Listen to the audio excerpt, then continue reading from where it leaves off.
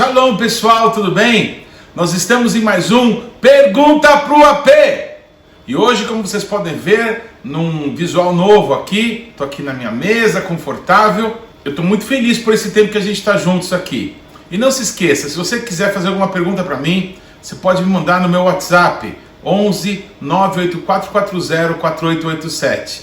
Vamos então para a primeira pergunta de hoje. Ela vem da Bahia, da cidade de Sambaíba, Altaíris Valadares. E a pergunta é a seguinte: que versão da Bíblia usar? Ou qual é a mais fiel aos textos originais? Altaíris, muito obrigado pela tua pergunta. Olha, sempre que eu estou estudando a Bíblia, eu acho que você percebeu que eu amo fazer isso, eu sempre gosto de usar várias Bíblias, várias traduções ao mesmo tempo. Hoje a gente tem ótimos recursos nos celulares, nos aplicativos, nos computadores. Eu queria citar dois que eu uso muito. Um é o eSword, você pode baixar tanto no computador quanto em celulares. E também a Olive Tree Bible App, também você pode baixar no computador ou nos celulares.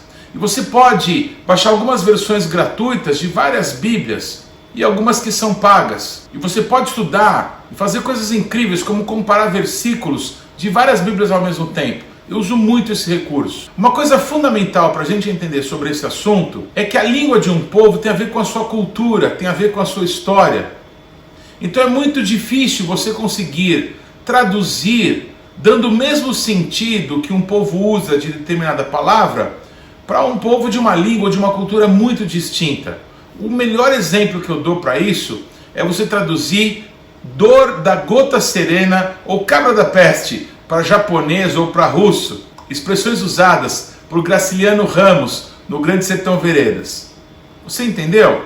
Da mesma maneira, é muito difícil traduzir uma palavra de hebraico, por exemplo, de um som, como a palavra teruá, que é o som produzido por um shofar. Nas nossas versões em português, no Salmo 89, versículo 15, na sua primeira parte, às vezes é muito difícil entender o que está acontecendo ali. Feliz é o povo que ouve os vivas de júbilo do Senhor. Em hebraico, uma tradução ao pé da letra seria: feliz é o povo que ouve o teruá. É esse som. Então entenda com isso que, por melhor que um tradutor se esforce, por mais que um tradutor conheça, sim, as expressões do hebraico, talvez ele tenha dificuldade para achar expressões semelhantes no idioma para o qual ele está traduzindo. Portanto, a minha dica é que você sempre use várias versões ao mesmo tempo, comparando uma com a outra, tentando entender, pelo Espírito Santo, com o qual nós devemos estudar a Bíblia, o que realmente a palavra de Deus nos revela ali. Mas de todas as dicas, a mais importante é que você deveria tomar cuidado com 4 coisas que não são revelação de Deus e que estão nas nossas Bíblias. Que é aquilo que Deus não falou, e que são os números dos capítulos, os números dos versículos, os subtítulos que aparecem entre os capítulos e principalmente os comentários bíblicos. Porque os comentários bíblicos é aquilo que alguém, talvez de alguns séculos atrás ou de hoje, entenderam sobre aquele texto que está escrito ali na palavra de Deus. O Espírito Santo quer revelar para você a sua palavra, a palavra que se fez carne e habitou entre nós, Yeshua HaMashiach, Jesus Cristo de Nazaré. Portanto, você ler um comentário e se prender ao que alguém pensa sobre a Bíblia é um erro muito comum que as pessoas cometem e, portanto, passam a defender posições para aqueles que continuamente buscam a palavra de Deus. Os números dos versículos e dos capítulos, claro que nos ajuda muito. Porém, um texto clássico é 1 Coríntios 13, em que o último versículo do capítulo 12 pertence ao 13, mas foi dividido de uma forma equivocada. Jesus nunca disse, está escrito em tal capítulo e tal versículo. Jesus dizia, está escrito, Katuv. Da mesma forma, os subtítulos da Bíblia é aquilo que alguém entendeu daquele texto ali. Então, nas minhas Bíblias, é muito comum as pessoas, quando estão observando, poderem ver vários subtítulos que estão riscados. Para mim, o melhor exemplo é a parábola que chamam de o filho pródigo, lá de Lucas 15. Eu não chamo aquilo de filho pródigo de jeito nenhum. Para mim, é a parábola do pai bondoso. Talvez, se você fizer uma pergunta sobre isso, eu possa comentar num próximo Pergunta pro AP. Altaíris, muito obrigado pela tua pergunta. Que Deus te abençoe. Próxima pergunta. A próxima pergunta vem da Vânia, aqui de São Paulo. Ela congrega conosco. E a pergunta é a seguinte: Gênesis 10:5. A Bíblia fala sobre a ilha dos gentios.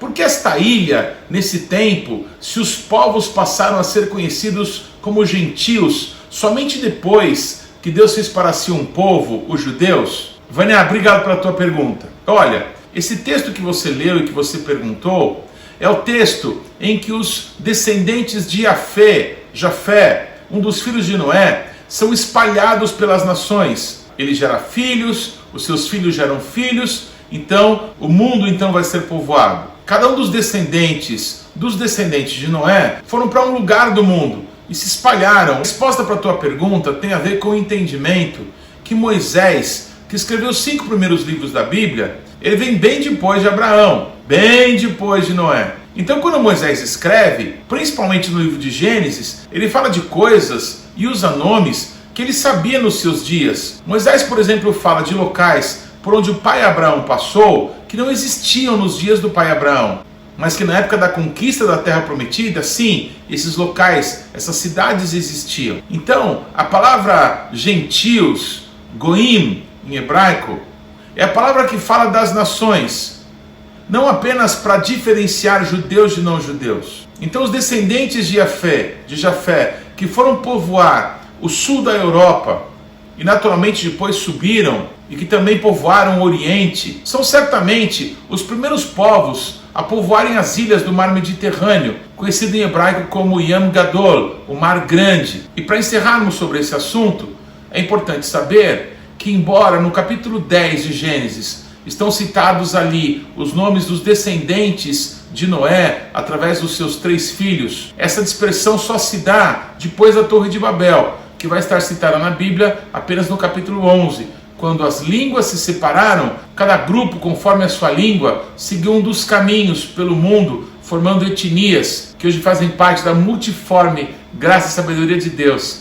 gerando pessoas de muitas nações e povos e raças e tribos e línguas que vão servir ao nosso Deus diante do trono do Cordeiro, por causa do sacrifício de Jesus na cruz do Calvário. Muito obrigado, Vânia. Que Deus te abençoe. Próxima pergunta. A próxima pergunta vem da Débora Zopelaro, aqui de Diadema, da Grande São Paulo. E a pergunta é a seguinte: quero saber sobre o texto de Malaquias 3:10. O que Deus quer dizer sobre fazer prova de mim? Que tipo de prova posso fazer? O que Deus quer dizer? Posso pedir o que eu quiser e Ele me dará? O que Deus quer dizer? Puxa, Débora, é uma pergunta que talvez muitas pessoas tenham. Diferente de colocar Deus numa carteira de escola e mandar Ele fazer alguns cálculos matemáticos, a prova de que esse texto fala, no meu modo de entender, é muito mais parecida com estender o dedo para tocar um delicioso favo de mel e trazer até a língua, experimentar da bondade, experimentar da generosidade, da fidelidade do nosso Deus. É disso que a palavra de Deus está falando. O nosso Deus abrirá janelas nos céus e fará com que bênçãos sem medidas caiam sobre nós. Preste atenção que são bênçãos, não é dinheiro, não é uma troca comercial, não é dando que se recebe, não é nada disso. Porque ser próspero, Débora, não é ter todo o recurso do mundo, é ter tudo o que é necessário, no momento em que é necessário. Isso que é ser próspero em Deus. Agora, será que eu posso pedir o que eu quiser? O que a Bíblia está dizendo ali é verdade? É verdade. Porém, é preciso lembrar o que Jesus disse.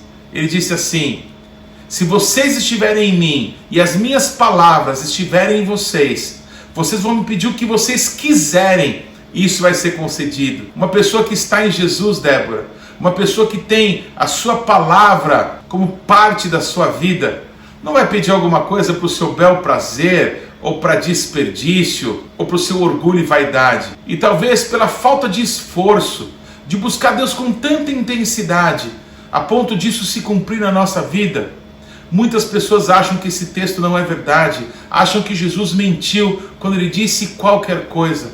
Pois, Débora, nós podemos pedir qualquer coisa e nos será concedido, desde que a nossa vida seja dele e Ele reine em nós. Que Deus te abençoe. Muito obrigado pela tua pergunta. Próxima pergunta. A próxima pergunta vem de Santa Catarina, de São Miguel do Oeste, da Cláudia Muraro. E a pergunta é a seguinte: em Gênesis 24:2, por que para fazer um juramento tinha que se colocar a mão debaixo da coxa? Por que Isaac não abençoou também o seu filho Esaú, já que o mesmo foi obediente a ele e este foi enganado por Jacó? Ele não poderia ter abençoado também o seu filho mais velho, quando este lhe implorava para ser abençoado? E aquilo foi bênção ou maldição? Cláudia, obrigado pelas suas perguntas. Continua. Olha, sua primeira pergunta tem a ver com colocar a mão debaixo da coxa para fazer um juramento. Esse tipo de juramento está citado na Bíblia 2 vezes. Em Gênesis, quando Eleazar, o Damasceno, jura ao pai Abraão que não vai tomar mulher de qualquer outro povo que não seja da própria família do patriarca, na terra dos seus antepassados.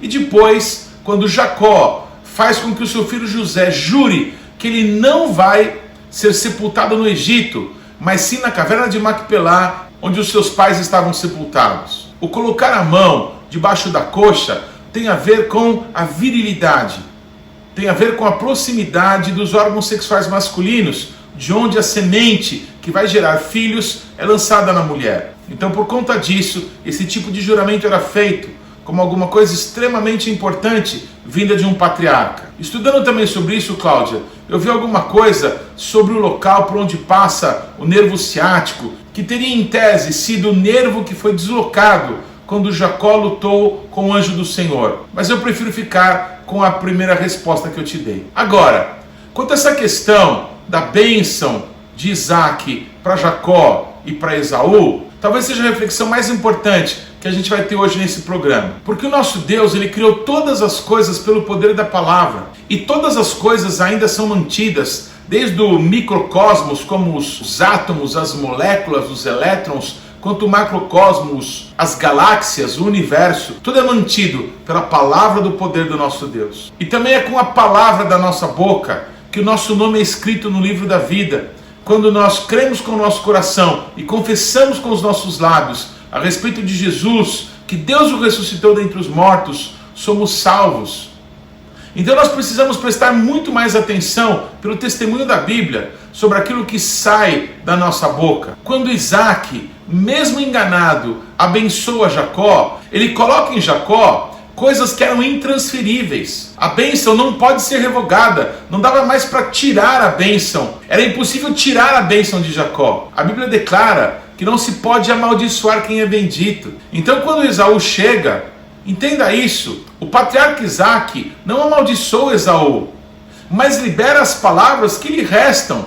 Ele não poderia tirar nada de Jacó. Ele libera palavras que integralmente se cumprem na vida de Esaú, que migra para a região que ficou conhecida como Edom, onde hoje nós temos as ruínas de Petra, ao oriente do Rio Jordão. Toda essa região foi povoada pelos descendentes de Esaú, porque as palavras que Isaac tinha para liberar sobre o seu filho foram essas. Que o temor de Deus possa vir sobre todos nós e possamos usar as palavras que saem da nossa boca muito mais inteligente e cheia do temor de Deus, porque as palavras da nossa boca têm poder de vida e de morte, e quem bem as utilizar comerá do seu fruto. É isso que dizem Provérbios. Cláudia, muito obrigado pelas tuas perguntas, certamente nos enriqueceu muito. Que Deus te abençoe. Um dos textos da Bíblia que eu mais amo é o texto de Abacuque, que diz que o conhecimento da glória do nosso Deus vai encher essa terra como as águas cobrem o mar. Mergulhe na palavra de Deus, mergulhe na revelação do Espírito Santo. E se você tiver alguma dúvida, pergunta pro AP. Que Deus te abençoe. Shalom.